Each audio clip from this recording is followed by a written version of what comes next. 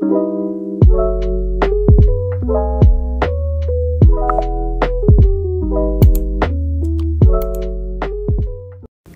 ini anaknya mertuaku bikin ulah. Sepertinya dia memang sengaja membuat masalah dan ingin aku naik darah. Tadi ibu mertuaku udah request makanan dari daging kuda, tapi anaknya mertuaku malah datang membawa daging onta. Ini bisa jadi masalah karena ibu mertuaku sangat-sangat teliti. Sebenarnya bisa aja aku memanipulasi ini semua, tapi rasanya anak mertuaku memang harus diberi pelajaran. Sebab kalau didiemin pasti kesalahan ini akan diulang kembali. Aku sudah bilang pada Pak RT kalau jatah harianku kurang 100 dan Pak RT berjanji akan menambahkan uang 200 untukku. Pak RT juga berpesan kalau aku harus melupakan masalahku dengan ibu mertuaku. Tentu saja itu sangat mudah. Segala urusan pasti bakalan lancar jaya kalau ada aroma-aroma duit. Akhir-akhir ini ibu mertuaku juga sangat-sangat baik hati. Semenjak ibu mertuaku happy gara-gara mau punya dedek bayi, ibu mertuaku jadi tidak pelit lagi. Ibu mertuaku tidak segan-segan membayar kurir yang mengantarkan barang belanjaanku. Padahal kalau zaman dulu, ibu mertuaku paling anti keluar duit untuk urusan belanja rumah tangga. Seluruh pengeluaran rumah tangga harus aku yang membayarnya. Alasan ibu mertua karena aku numpang di pondok mertua indah.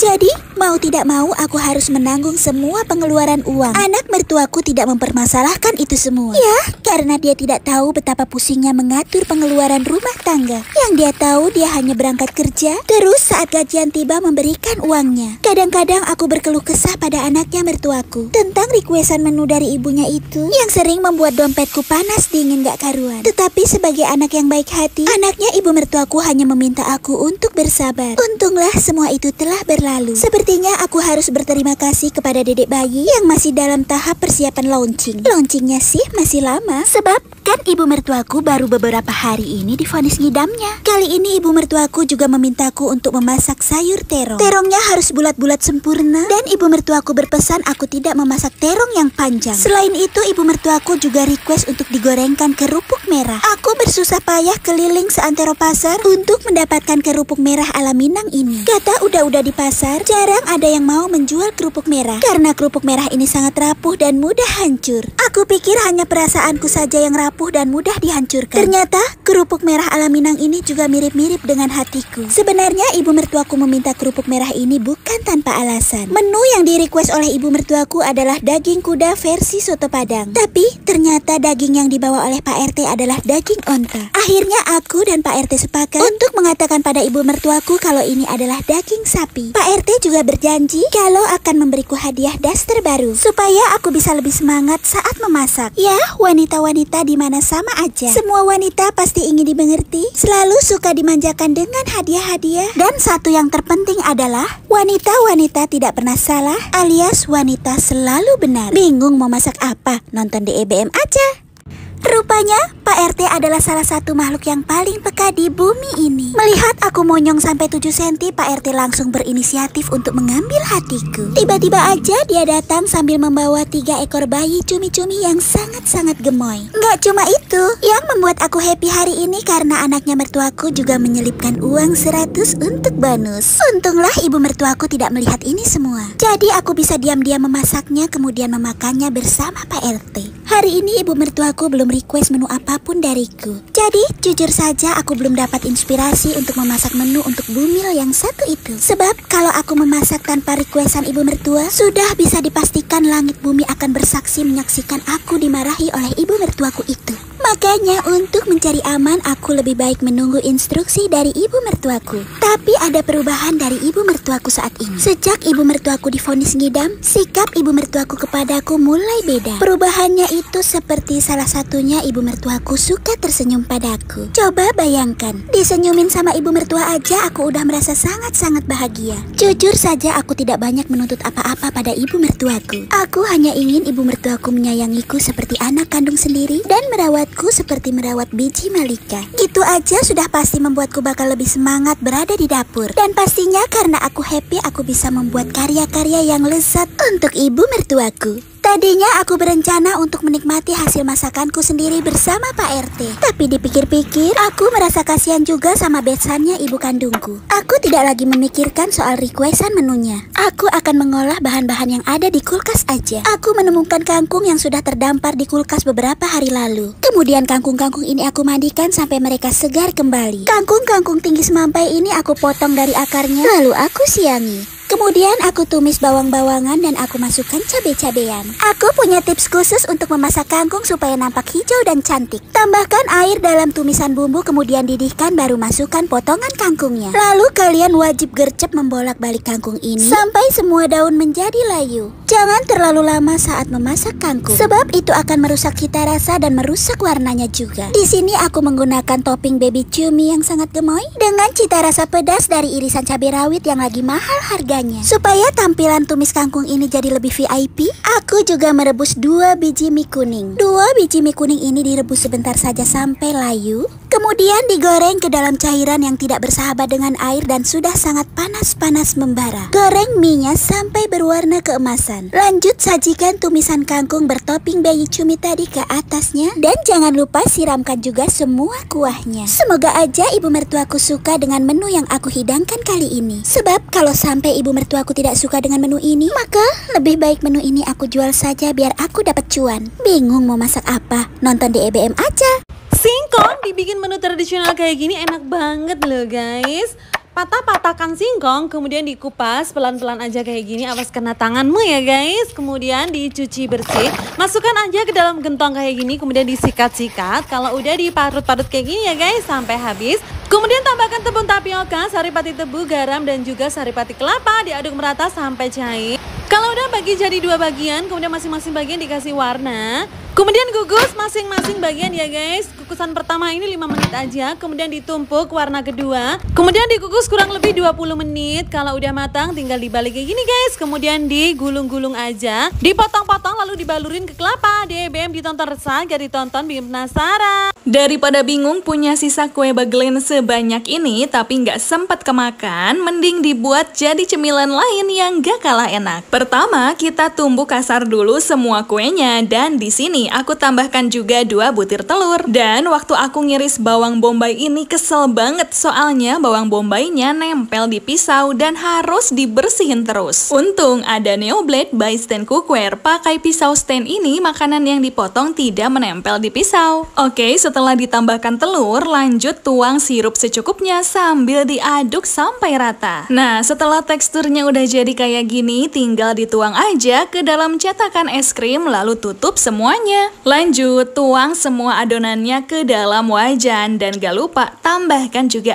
air secukupnya. Lalu tutup pakai tutupan cimini dan taburkan bubuk coklat merata di semua permukaan wajannya. Ambil tutupnya dan aduk aja sampai rata, lalu ambil lagi cetakan es krimnya satu persatu, juga tuang adonannya. Berhubung masih sisa banyak, jadi tuang lagi aja semua adonannya. Juga tambahkan gula pasir sesuai selera. Tinggal diaduk lagi aja sampai rata dan tekstur adonannya jadi mengental. Setelah itu masukkan aja ke dalam saringan. Nah, buat yang penasaran sama pisau yang tadi aku pakai, ini ada Neoblade by Stand Cookware dengan 6-in-1 knife set. Terdapat 4 pisau, 1 gunting, dan bonus 1 pengasah pisau juga talenan. Untuk cara mengasah pisaunya ini tuh gampang banget. Tinggal ditarik aja 10 kali di asahan baja, lalu tarik lagi 10 kali di asahan keramik. Tuh, gampang kan? Oke, selanjutnya tuang aja adonan yang disaring tadi ke dalam baskom,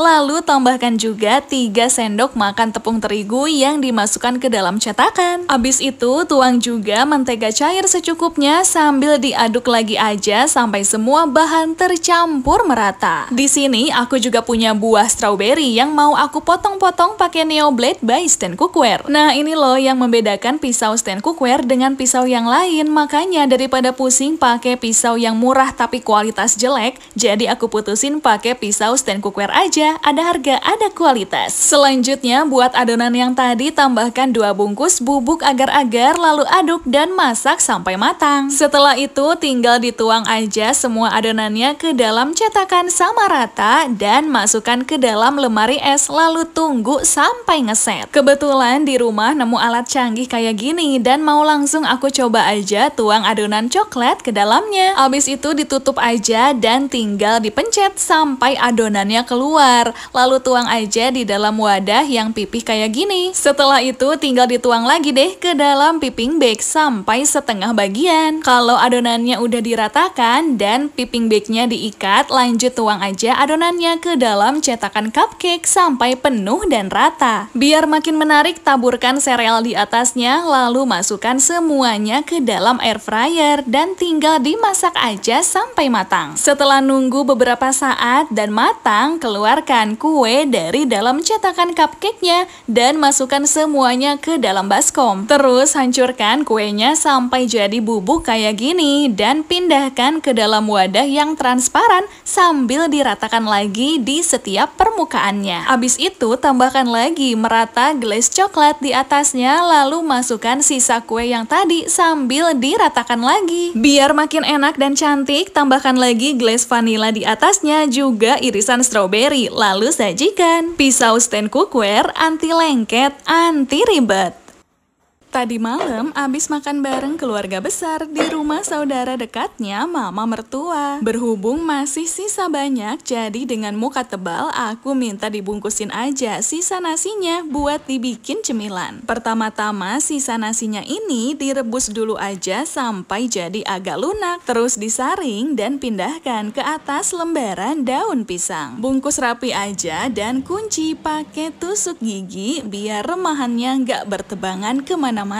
Lalu kukus sampai jumpa. Kalau nasinya udah mateng, tinggal diangkat aja dan dengan lemah lembut mau aku ulek aja nasinya. Setelah jadi nasi geprek, tinggal dikeluarkan aja nasi dari bungkusannya. Ulek lagi nasinya sampai teksturnya jadi setengah halus kayak gini. Dan mau aku perhalus lagi dengan cara dicoper. Biar nggak seret, nggak lupa tuang air secukupnya dan chopper aja sampai teksturnya jadi bubur kayak gini ya. Masukkan ke dalam plastik segitiga bermuda, lalu ikat dengan kepastian dan biarkan istirahat di dalam kulkas. Sambil nunggu buburnya dingin, masukkan 2001 kacang tanah ke dalam blender bersama minyak kelapa. Lalu tuang lagi semuanya ke dalam wajan dan masak sampai kacang tanahnya matang kecoklatan. Lanjut, tinggal diangkat dan saring aja, lalu pindahkan semua kacang tanahnya ke dalam corong merah. Berhubung aku udah lesu karena banyaknya pekerjaan rumah,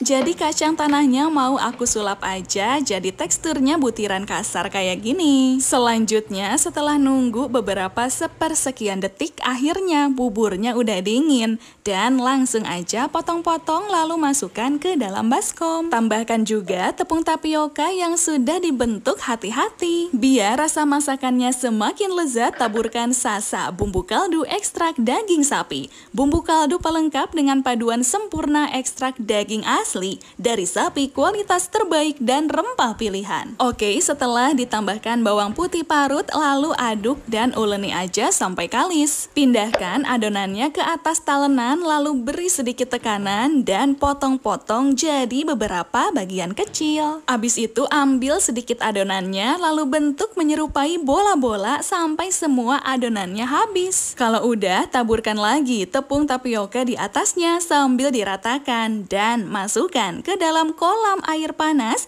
juga beri sedikit minyak lalu rebus sampai matang. Sambil nunggu, di wajan dengan minyak panas tuang bumbu halus lalu tumis sampai harum dan masukkan kacang bubuk yang tadi. Taburkan sasa bumbu kaldu ekstrak daging sapi yang cocok banget diaplikasikan sebagai bumbu kaldu yang dapat ditabur dan dicampur untuk melengkapi dan lebih melezatkan makanan. Oke, setelah ditambahkan gula merah, lalu masak sampai matang dan kental. Gak kerasa ternyata ciloknya udah mateng, jadi langsung aja angkat dan setelah ditiriskan tusuk 4 buah cilok pakai tusuk sate. Ulangi aja sampai semua ciloknya habis dan celupkan ke dalam telur kocok lalu goreng sampai matang kecoklatan. Kalau udah mateng tinggal angkat, juga tiriskan dan sajikan cilor bersama bumbu kacangnya untuk teman ngemil bareng keluarga. Bingung mau masak apa? Nonton DEBM aja. Kini tersedia di semua sosial media.